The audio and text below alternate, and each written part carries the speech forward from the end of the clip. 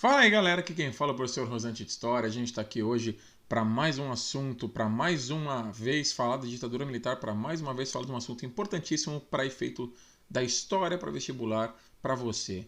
E a gente vai falar do segundo governante militar, um senhor chamado Costa e Silva, que era para ter governado mais tempo, mas governou só 2 anos porque acabou morrendo no meio do mandato, acabou tendo uma trombose cerebral e morreu. Ele teve um trombo, se desprendeu, foi parar no cérebro e acabou tendo um aneurisma por conta disso e morreu.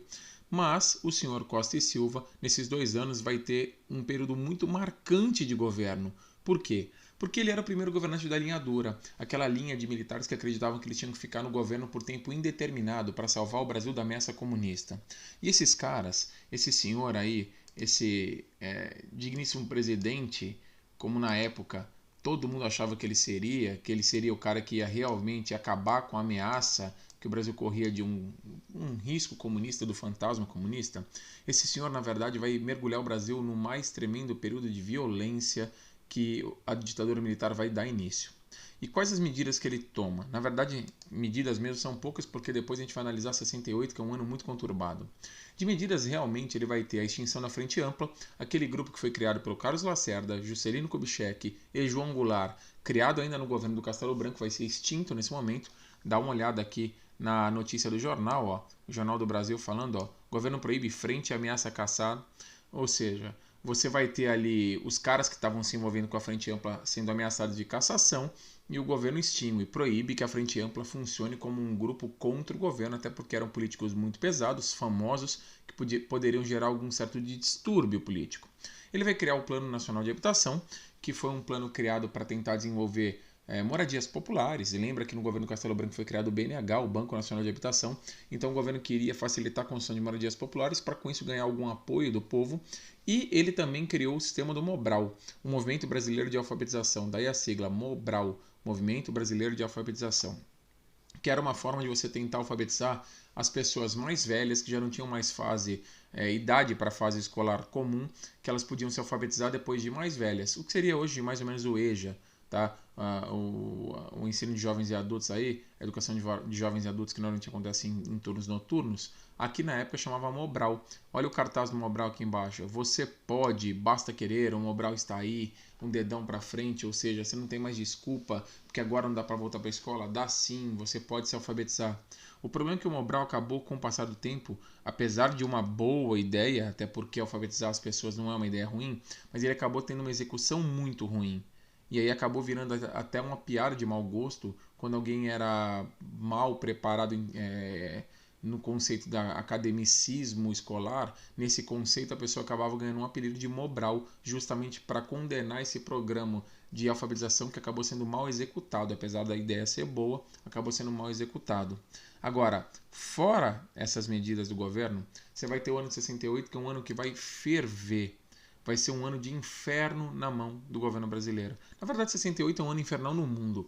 É um ano onde você vai ter manifestação estudantil de estudantes franceses contra um governo autoritário na França. Você vai ter a Primavera de Praga, a população da Tchecoslováquia contra a invasão das tropas soviéticas e a interferência soviética na Tchecoslováquia após a troca do presidente socialista e uma nova ideia de socialismo que eles queriam implantar.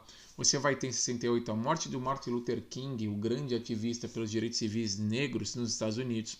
Você vai ter a manifestação dos atletas norte-americanos na Olimpíada que vão para o pódio depois da corrida dos 100 metros e vão levantar os pulsos com um punho fechado como símbolo dos Panteras Negras, que era um grupo que funcionava como um partido político, mas um grupo radical pela defesa dos direitos dos negros nos Estados Unidos. Então você está tendo o mundo fervendo em 68. E esse fervo vai chegar ao Brasil, obviamente. Óbvio que no Brasil você também vai ter o mesmo efeito. Quais os efeitos? Vamos lá. Você vai ter os problemas de 68. E tudo começa com os festivais, os FICs. Festival Internacional da Canção, daí a sigla FIC. O Festival Internacional da Canção aceitava qualquer artista, por isso Festival Internacional, contanto que ele tivesse uma música inédita, que não tivesse sido apresentada ainda. E acabou se tornando um grande festival para que você pudesse literalmente listar novas músicas para a população poder ouvir coisas contra o governo. Até Por quê? Por conta da lei da imprensa e a censura prévia que vai ser estabelecida com a Constituição de 67, você já não podia mais fazer qualquer coisa falando mal do governo, ou seja, você já tinha uma certa limitação. Então os festivais passam a ser uma válvula de escape.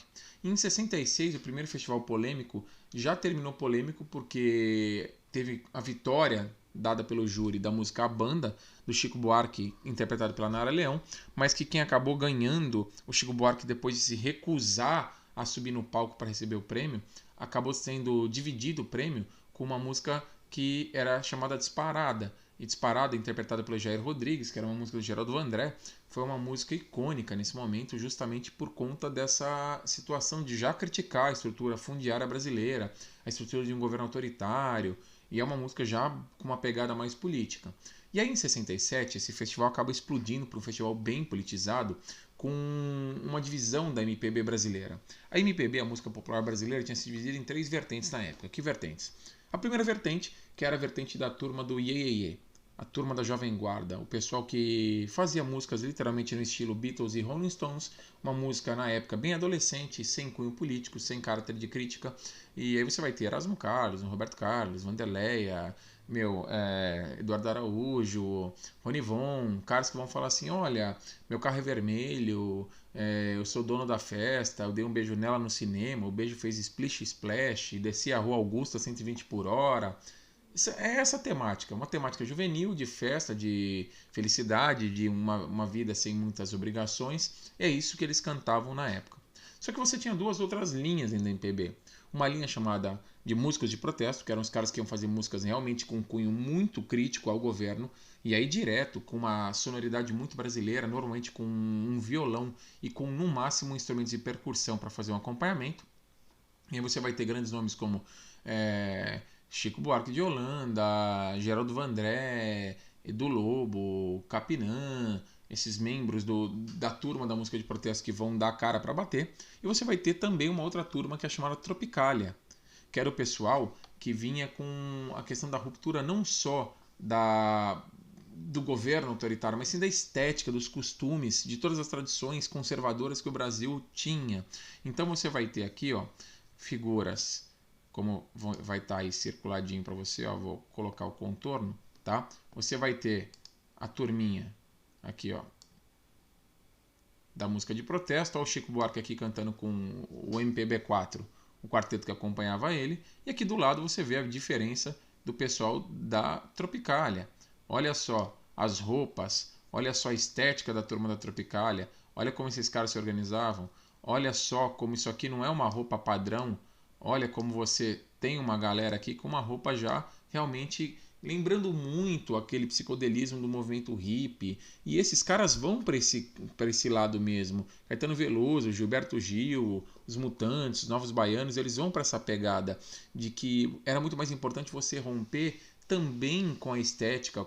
Era uma revolução cultural que tinha que ser feita no Brasil.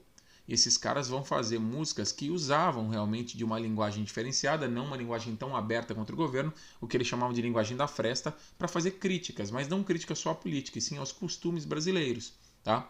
E por conta disso eles vão acabar sendo muito criticados. Eu vou explicar por quê.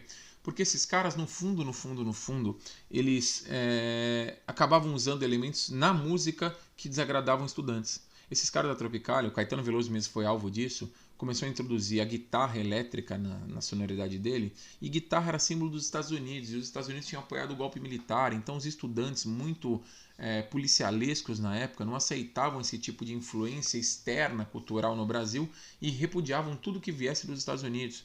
Daí a turma da Tropicália, e o Caetano Veloso vai ser o maior alvo disso, vai sofrer bastante para conseguir passar essa sonoridade com a guitarra. Os tropicalistas falavam que o Brasil precisava fazer uma antropofagia cultural, como já dizia o Oswald de Andrade lá na Semana de Arte Moderna, que o Brasil era, na verdade, um antropófago cultural, que a gente pegava o que vinha de fora e introduzindo na nossa cultura. Mas os estudantes na época não queriam saber disso não. E em 68, você teve o grande festival, que foi o festival polêmico, que acabou contando com a figura desse cara aqui, que está de cabeça baixa e o violão na mão. esse cara chamado Geraldo Vandré, que vai cantar uma música que é chamada Caminhando, ou para não dizer que eu não falei das flores. Tá?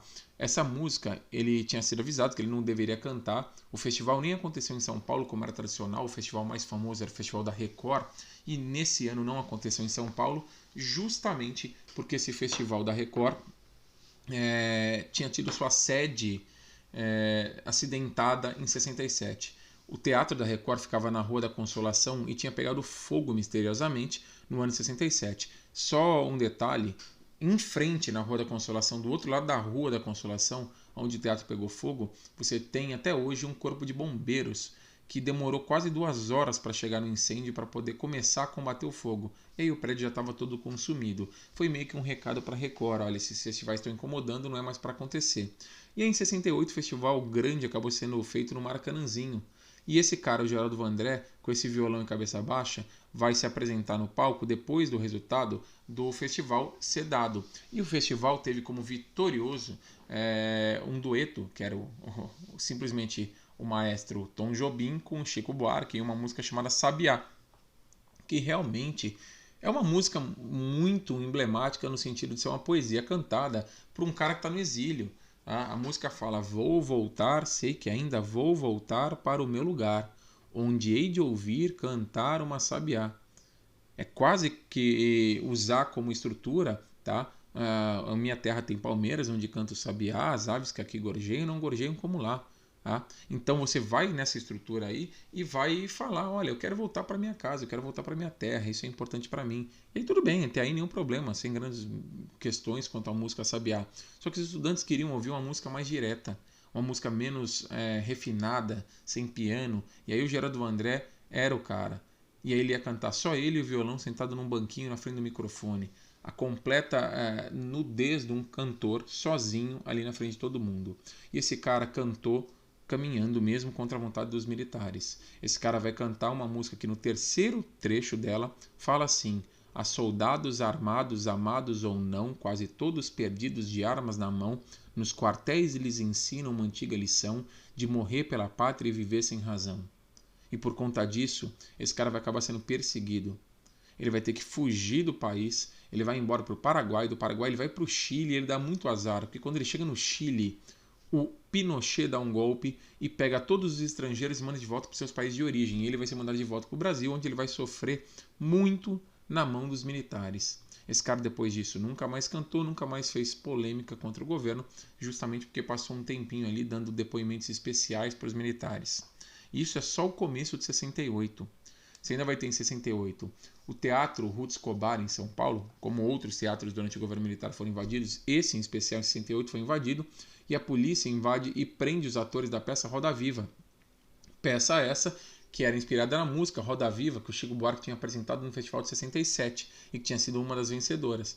Então a polícia chegou, simplesmente mandou todo mundo que estava lá no teatro para fazer o depoimento e prendeu os artistas por conta de encenação de uma peça que não era para ser encenada. Mas até então o governo alegava que não existia essa censura absurda, que havia uma liberdade de expressão, mas a invasão do teatro e o fechamento do teatro e a proibição da peça já não demonstravam muito isso. Mas também não para aí. Você ainda vai ter mais problemas em 68. Você vai ter o estouro de greves na cidade de Contagem, em Minas Gerais, em Osasco, em São Paulo. Os caras reclamando do fracasso do Plano de Ação Econômica do Governo, o PAEG, e o PAEG tinha matado literalmente, tá? Pequenas empresas e gerado grande desemprego. Por conta disso, esses caras estavam reclamando que eles estavam com medo de perder emprego, eles queriam literalmente melhores condições de vida no trabalho, ou seja, um salário mais digno, a manutenção do emprego e não podiam fazer manifestação porque a lei, a Constituição brasileira não permitia. Então os caras vão contra a Constituição. Em Minas Gerais começa a greve, depois essa greve vai acabar tendo adesão de operários também de São Paulo, e nos dois lugares a polícia vai repreender a greve com uma certa violência. Como era contra a lei, a polícia vai usar então uma certa violência para acabar com isso. Ainda a gente nem começou a falar do grande problema de 68, que é o movimento estudantil, a UNE. Lembra que a UNE tinha sido colocada na clandestinidade já no governo Castelo Branco, tinha sido proibida. Mas ela ser proibida e ela não existir são coisas diferentes. Aqui, a UNE vai continuar atuante, só que na clandestinidade. E no dia 28 de março vai ter a morte de um estudante, o Edson Luiz, num restaurante universitário no Rio de Janeiro, que eles chamavam de calabouço. Tá aqui, ó, o Edson Luiz aqui morto, com flores na mão, a bandeira em cima dele, aí os estudantes em volta. Por quê? Porque eles foram para esse restaurante universitário, calabouço, para fazer uma manifestação contra a qualidade da comida do restaurante, que era uma qualidade muito ruim. A comida era muito barata, mas era de péssima qualidade. E os estudantes foram lá para fazer uma manifestação, e o restaurante chamava calabouço porque ele ficava no porão de um prédio. Então você não tinha muitas saídas, as janelas existiam só na altura da calçada do lado de fora e na parte alta, e não dava para sair por ali. Então você só tinha uma porta que era de entrada e de saída. E esse restaurante foi tomado pelos estudantes que começaram a fazer uma guerra de comida, literalmente uma baderna ali dentro do restaurante. Só que a polícia foi chamada e a polícia foi para acabar com essa baderna. É um porão de um prédio, não tem muito pra onde correr. Nesse confronto entre estudantes e policiais, os estudantes tacando comida, bandeja, virando mesa em cima dos policiais, um dos policiais, para dispersar a multidão, saca a arma e atira para o alto. Só que o cara esqueceu que ele estava no porão de um prédio. Quando ele atira para o alto, a bala bate no teto, volta no peito de um garoto, o Edson Luiz cai morto. Matar estudante é um problema em qualquer tipo de governo, em qualquer lugar do mundo. É a matar a juventude. O Edson Luiz morre nesse restaurante e você vai ter uma dor de cabeça enorme. Os estudantes vão sair dali e vão andar com esse garoto, tá, até a frente da Alerj, Assembleia Legislativa do Estado do Rio, para mostrar o que a polícia tinha feito. Era um grupo de aproximadamente 150 estudantes a 200 ali, de repente você tem mais de 2.000 estudantes nas ruas, indo em direção da Alerj para mostrar o que a polícia tinha feito. E essa manifestação acabou sendo dissipada com violência, para variar, e os estudantes vão armar uma grande manifestação pacífica 7 dias depois, na missa de 7º dia do estudante que tinha sido morto, o Edson Luiz. A missa foi feita na igreja da Candelária, né? E aí os caras foram para a igreja da Candelária. Só que olha só a saída da igreja da Candelária. Olha os policiais, uma cavalaria aqui, dando burdoada nos caras que estavam saindo da igreja, na porta da igreja. É uma cena assim, bizarra. Os caras estão agredindo estudantes na porta de uma igreja. Estudantes estavam saindo de uma missa de 7º dia, que não tinham feito nada nem ameaçado o governo. Eles simplesmente foram prestar solidariedade ao morto. Os estudantes brasileiros deram uma acalmada nos ânimos, até porque a violência estava muito grande. E aí o próximo evento estudantil que vai acontecer acontece só em junho. Por quê? Porque os estudantes deram uma acalmada, mas aí em maio estoura o movimento estudantil na França com um lema, é proibido proibir. E aí, obviamente, os estudantes brasileiros vão acabar aderindo a isso e falar, é verdade, a gente não tem que se calar, a gente tem que se levantar e enfrentar governos autoritários. E aí, meu amigo, vamos lá de novo para um evento da UNE. Você vai ter um movimento estudantil agitando uma manifestação no centro do Rio, que terminou numa grande pancadaria, que ficou conhecida como Sexta-feira Sangrenta, no dia 21 de junho. Essa pancadaria, cara, e aqui o jornal mostrando isso, ó, a luta domina Rio, estudantes vão continuar. Foi um quebra-quebra. De um lado a polícia atirando, tá? Bombas, balas de efeito moral. E do outro lado aqui os estudantes tacando pedra, com bola de gude, tentando resistir como dava. Aqui você tem uma das fotos mais famosas da época do governo militar, de repressão. Esses policiais correndo aqui atrás desse cara. E ele cai, ó. Tá vendo? Ele tem uma pedra na mão. E o cara cai e os policiais vêm atrás com um cacetete já para dar nele. O negócio é brutal. O centro do Rio ficou acabado, arrasado. E aí, meu amigo, 5 dias depois, você vai ter a população nas ruas falando assim, a gente não quer brigar com o governo. A gente não quer uma luta armada. A gente quer simplesmente o direito de se manifestar. No dia 26 de junho vai rolar a passeata dos 100 mil, que vai vir com mais de 100 mil pessoas reunidas, e aí não só estudantes, já com faixas, ó, abaixo a ditadura, povo no poder. Já era uma ousadia maior. O governo estava com bastante dor de cabeça em relação a esses estudantes. Mas não para aí no meio do ano não, tá? Outubro, no centro de São Paulo, ali na rua Maria Antônia, vai rolar uma guerra, a Guerra da Maria Antônia, entre os dias 2 e 3 de outubro, por conta desse movimento estudantil mais aguerrido, você vai ter um movimento estudantil muito vinculado aos estudantes mais conscientes contra o governo, que eram, de certa forma, vinculados às universidades ou faculdades de humanidades e principalmente aos cursos de humanidades da Universidade de São Paulo. E em São Paulo acabou estourando um confronto entre os estudantes da USP, da Filosofia e Ciências Sociais, que era um dos últimos prédios que ainda não tinha sido deslocado para a cidade universitária que estava em construção e que ainda ficava na Rua Maria Antônia, contra os estudantes que ficavam do outro lado da rua, que eram estudantes do Mackenzie. Tá? E aí você vai ter esse confronto entre mackenzistas e estudantes da USP. Eles, frente a frente ali, vão acabar depredando a rua. Normalmente os mackenzistas levavam vantagens nessas brigas ali na rua, porque eles eram maioria, mas nesse dia os estudantes da USP tiveram um reforço de estudantes que tinham vindo do Largo São Francisco para um encontro que ia rolar ali no prédio da Faculdade de Filosofia na Maria Antônia. E aí o negócio saiu do controle. E aí chamaram a polícia. E aí a polícia cercou a rua. E aí no meio desse tumulto todo apareceu alguém com uma arma dentro do Mackenzie e atirou de dentro do Mackenzie para o outro lado da rua, matando um estudante que estava aqui na escadaria desse prédio, exatamente aqui na frente desse prédio, tá? E acabou matando o cara que morreu aqui embaixo da marquise.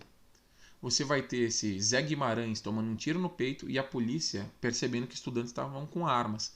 Aí, meu amigo, a violência descamba de vez. O que era um duelo, literalmente campal ali, uma batalha campal com os caras tacando pedra de um lado para o outro, passa de um confronto estudante e passa a ser uma grande caça da polícia frente a qualquer estudante. Os estudantes do Mackenzie vão correr por dentro do campus do Mackenzie e sair pela rua de cima, escapando grande parte deles da polícia. Os estudantes da USP, a maioria vai ser capturado e vai apanhar muito aí. A polícia não bateu só em estudante não. Quem estava na rua nesse dia acabou apanhando por estar no lugar errado na hora errada. O prédio da USP acabou sendo incendiado com coquetéis molotovs que eram arremessados do lado do Mackenzie para o outro lado da rua. Olha só o prédio aqui incendiado. E você tem uma pichação aqui na frente do prédio da Filosofia com o nome Mac. Não é de Mackenzie. Era uma sigla que significava Movimento Anticomunista, que alunos do Mackenzie seguiam. E lá dentro do Mackenzie você tinha o CCC, o Centro de Caça ao Comunismo, que perseguia alunos supostamente comunistas e ameaçavam esses caras dentro da faculdade. Então você tinha esse confronto ideológico numa suposição até idiota de que todo mackenzista era a favor do governo militar e de que todo aluno da USP era socialista, comunista e que queria um golpe, uma revolução socialista, um golpe comunista. Não dá para massificar, não dá para generalizar, mas era assim que se agia na época. E aí isso acabou terminando uma grande pancadaria. E nem termina o movimento estudantil aí. Ainda em outubro, 10 dias depois, 12 e 13 de outubro, você teve um congresso clandestino da UNE, o 30º Congresso Estudantil, na cidade do interior de São Paulo, de Ibiúna. Ibiúna é uma cidade muito pequena, com muito sítio, chácara. Os estudantes armam de fazer um encontro ali para discutir as diretrizes das próximas manifestações estudantis. Era um congresso clandestino. Só que os caras cometem um erro de logística. Vão esquecer que esse movimento, por ser um feriado, 12 e 13 de outubro, era muito bom para disfarçar o movimento de alunos de um lado para o outro, mas ao mesmo tempo atraía muita gente. E acabou indo mais estudantes do que eles esperavam. Isso acabou fazendo com que eles tivessem problemas de logística. Eles tiveram que ir atrás no mercado de Ibiúna de comprar papel higiênico, pão, coisas básicas para manter o congresso, e isso acabou dando bandeira do que estava acontecendo ali, de alguma coisa que estava acontecendo de forma diferente. O que aconteceu foi que alguém denunciou isso para os militares e também para a imprensa, que estava lá pronta para cobrir o furo quando os militares chegam. E você tem inúmeras fotos aí dos militares chegando, ó, e enchendo os caminhões de estudante aqui, ó, os estudantes atrás dos caminhões, olha só, todos sendo levados para prestar depoimento. Olha os estudantes aqui saindo da estrada de terra do sítio, ó, e subindo a ladeira aqui, com os militares ao lado, escoltando os caras. E olha esse grupo de militares aqui, ó, tá? Ó,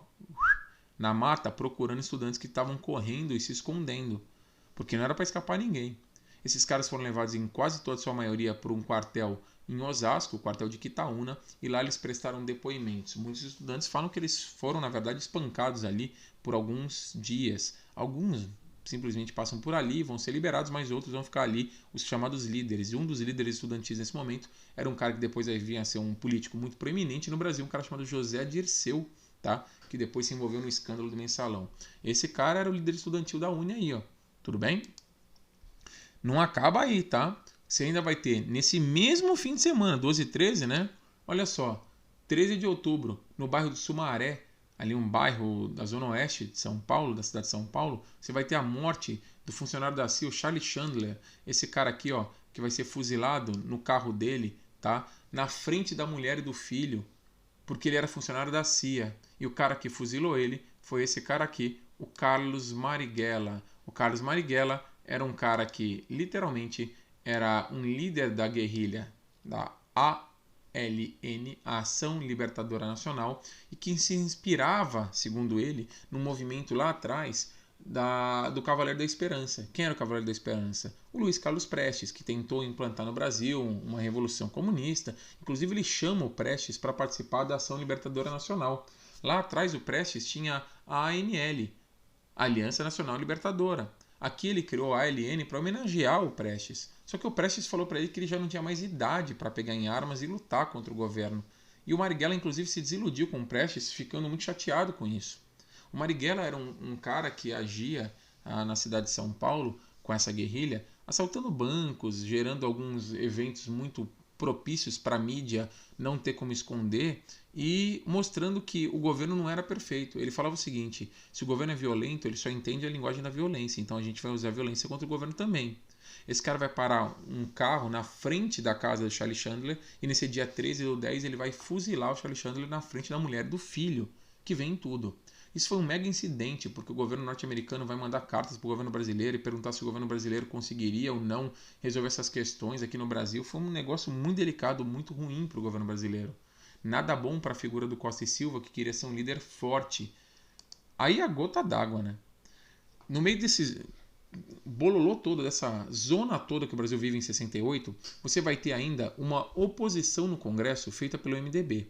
Mas você lembra que o MDB era um partido de oposição que os militares deixavam existir? Ele, na verdade, não era um partido de oposição, os militares deixavam o MDB existir. E esse partido, no dia 2 de setembro, vai ter um deputado chamado Márcio Moreira Alves que vai pedir a palavra e vai fazer um pronunciamento destruindo o governo militar. Vai falar muito contra o governo militar e vai propor nesse dia 2 que no dia 7 de setembro, que era o dia do desfile militar, uma data máxima para os militares, que o povo brasileiro deixasse os militares nas ruas como bobos, ou seja, que ninguém fosse às ruas para ver esse desfile militar. Ele propõe um boicote ao desfile de 7 de setembro. Ele propõe que as moças boicotem seus namorados nos bailes de cadetes, que as esposas de militares boicotem seus maridos e que ninguém fosse às ruas para ver o desfile militar. Meu amigo, tem que ter muita coragem, tem que ser muito valente. O presidente pediu a cassação dele para poder julgar ele na justiça comum. Só que só quem pode caçar um deputado são outros deputados. E aí foi aberto um processo de cassação contra o Márcio Moreira Alves no dia 2. Ele fez o pronunciamento, o processo foi aberto logo na sequência contra ele e rolou esse processo para cassação, tá? Para ver se você ia suspender, se você ia anular os direitos desse cara. E aí você vai fazer assim: tá bom, o pronunciamento foi feito, vamos caçar ele ou não, tá? Você vai falar: professor, a maioria era do Arena. O Arena era o partido dos militares, então obviamente esse cara vai ser cassado. Só que pense comigo o seguinte: caçar esse cara significa que você está abrindo um precedente. Que precedente? De que outros deputados possam ser caçados, e isso é um problema sério. Mesmo os caras do Arena não gostariam muito disso. E aí, além do mais, se os caras são realmente partidários do governo militar, o governo militar só estava esperando um pretexto para poder fechar de vez o governo e definir que o Brasil era realmente um governo autoritário e ditatorial. E esse discurso foi o que ele esperava. Porque o que aconteceu? No dia 12 de dezembro saiu o resultado da cassação do Márcio Moreira Alves e definiram que ele não iria ser cassado. O governo já estava esperando. Tanto que no dia 13, um dia depois, você com um congresso completamente esvaziado, as cadeiras vazias, você vai ter no dia 13 de dezembro de 68 o pronunciamento do pior ato dos atos institucionais que aconteceram no Brasil. O pior deles, você vai ter o anúncio do AI-5. O AI-5 vai ser pronunciado no dia 13 de dezembro de 1968, em cadeia nacional de rádio. Está aqui ó, o pronunciamento do AI-5. E aí o regime se fecha por completo. Se você achava que o Brasil ainda tinha alguma chance de não ser uma ditadura, agora essa dúvida acaba. O governo fecha por completo o regime militar passa a ter plenos poderes. Só para você entender o que isso significava. O AI-5 aqui você tem um esquema bem rápido, mas só para falar aqui o que importa. Já falei para vocês aqui do Márcio Moreira Alves, o cara que vai fazer o discurso. Dia 12 sai o resultado que ele não vai ser cassado. Dia 13 você vai ter aí o pronunciamento do AI-5. Olha o que o AI-5 determinava. Olha os novos poderes do presidente. Dá uma olhadinha, tá? Nisso aqui, ó. Olha só. Ó, novos poderes do presidente, ó. Olha o que o senhor Costa e Silva ganhava como direito. Ele poderia, então, decretar recesso no Congresso, intervir nos estados e municípios, anulando, então, o poder de governador e prefeito, decretar estado de sítio, legislar por meio de decreto-lei, Ou seja, ele não precisava mais do Congresso, ele podia caçar direitos políticos por 10 anos de qualquer representante público, ele podia caçar o mandato eletivo, ele podia demitir ou aposentar juiz e funcionário público de forma compulsória, ele podia confiscar bens considerados ilícitos, ele podia proibir manifestações políticas e suspender o habeas corpus. Ou seja, as pessoas seriam julgadas ainda presas, a história de julgada em liberdade acabou. E esse AI-5 que vai durar até 78, ou seja, 10 anos, ele trouxe alguns números muito interessantes. Durante esses 10 anos, ele caçou 97 deputados, 7 senadores tiveram direitos políticos suspensos, 500 filmes censurados, 450 peças censuradas, 200 livros censurados e mais de 500 músicas, e mais de 500 letras de música censuradas, em 10 anos. E aí você vai falar que isso não é um governo ditatorial? Que isso não é uma ditadura?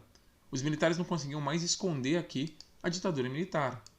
Você vai ter ainda um outro quadro aqui, ó, mostrando o que seria se o AI-5 hoje voltasse, o que você não poderia fazer hoje se ele valesse no mundo moderno. Olha só, você não poderia, por exemplo, usar rede social. O governo ia ter um controle da informação, da propaganda, de toda a divulgação de notícia. Esquece rede social. Ou andar em grupo pelas ruas, proibido. Manifestação pública. Ou ter acesso a qualquer conteúdo de internet. Esquece. Ou fazer protesto. Ou ter um blog. Ou cantar e ouvir música com conteúdo político. Pode esquecer, música de caráter político não ia existir. Aqui, ó, fazer greve, sem chance. Falar mal do presidente da República. Cara, se falar mal do presidente da República fosse crime no Brasil hoje, metade do país era preso agora e outra metade num próximo mandato.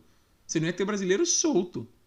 Você ainda também não poderia nem organizar reuniões na sua casa ou fazer qualquer tipo de festa ou usar qualquer tipo de vestimenta que lembrasse o socialismo ou fizesse referência a algum símbolo do socialismo, como por exemplo a camiseta do Che Guevara. Isso hoje. E aí você tem gente que tem coragem de defender que o AI-5 deveria voltar, que você deveria ter uma intervenção militar com a volta do AI-5, só sendo um cara de extrema má fé para defender uma ideia dessa. Só que o pobre do Costa e Silva, que tem agora todo o poder nas suas mãos, que poderia fazer tudo o que ele quisesse, nem vai poder fazer tudo o que ele quiser, porque ele vai morrer. Ele vai morrer em 69 e aí você tem um problema.